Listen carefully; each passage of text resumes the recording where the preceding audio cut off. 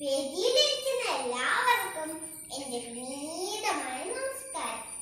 കൂട്ടുകാരെ, നിങ്ങൾക്ക് പിച്ചക്കാരെ ഇഷ്ടമാണ്? സന്തോഷത്തോടെ ഇരുന്ന നിങ്ങളുടെ മുഖം എത്ര പെട്ടെന്നാണ് മാറിയത്. പിച്ചക്കാരൻ കേട്ടാൽ എല്ലാവർക്കും ആർക്കും വെറുപ്പമാണ്.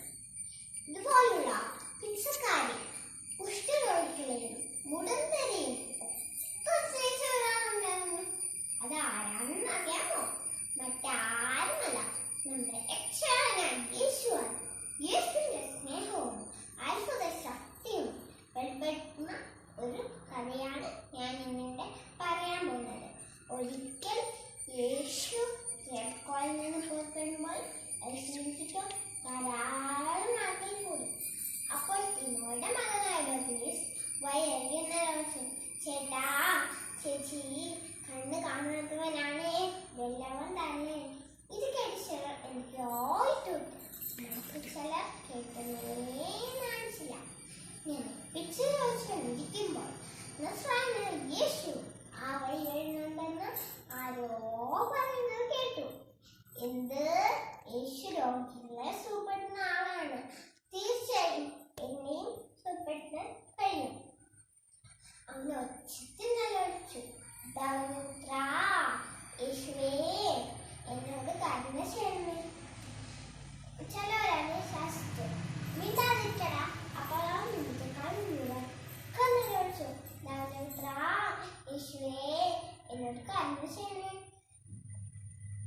യേശു ബർത്തിമേസിന്റെ നിലവിളി കേട്ട് മനസ്സറിഞ്ഞോട് നിന്നു. അപ്പോൾ നമ്മളെ ശാസ്ത്രത്തോട് യേശു പറഞ്ഞു, അവനെ തിരക്കിൽ കൊണ്ടുവന്നോട്ടെ. അപ്പോൾ നമ്മുടെ ശാസ്ത്രം